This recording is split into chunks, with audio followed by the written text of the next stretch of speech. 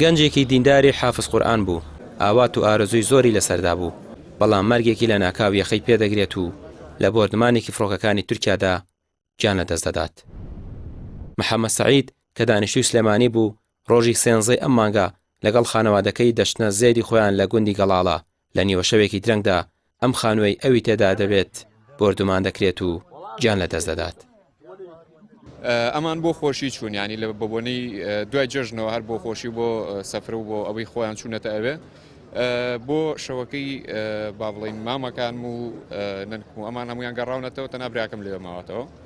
براکەم کە لێوە ماوەتەوە بە ئەو نیەتە ماوەتەوە کە با بڵین بۆ خزمەتی باخەکە و بۆ با بڵین دەرمان ڕەشاندنی باخەکە و کە ئێستا با بڵین کاتێتی وەرزیە و ئیشانەیە بۆ نیەتە لێوە ماوەتەوە کە ماوەتەوە بە حساب بۆ 2 ڕۆژیان چەند ڕۆژێک لێ بمێنێتەوە بۆ خزمەتی ئەو باخەوەکو باسم کرد.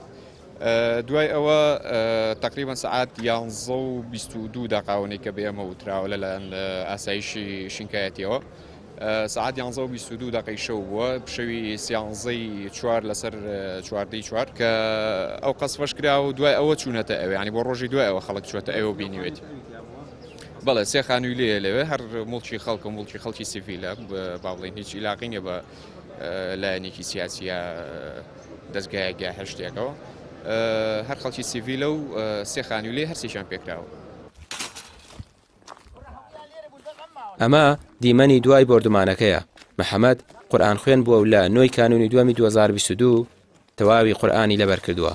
چوونیشی بۆ گەڵاڵە و مانەوەی بە تەنها لەم خانوەدا بۆ پێداچوونەوە بووە بە قورئانی پیرۆز وەکو براکانی باسی دەکەن. باوکیشی دەڵێت محەممەد هەمیشە داوای لە خوددا کردووە پلەی شەهیدی پێ ببەخشێت و ئەم قورئانە بۆی ببێت بەتکاکاری لە قیامەتدا.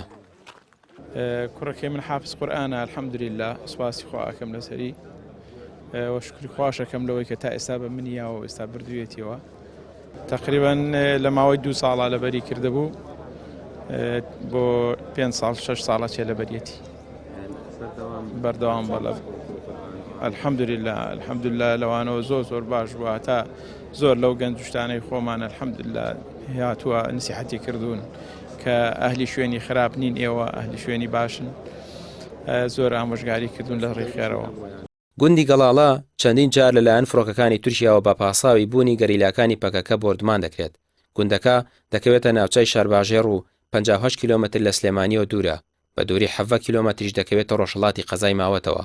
بە بەردەوامی دەنگی فڕۆکەی بێفڕۆکەوان لە ئاسمانی ناوچەکە دەبیسترێت و ترس و دڵڕاوکێ یەخەی گوندنشینەکان بەرنادات. چەند جارێکی دیکەش هاوڵاتیانی مەدەنی لەم دەڤەرە لەلایەن تورکیاوە کراونەتە ئامانج. ڕامیار عوسمان، کەناڵی پەیام، سلێمانی.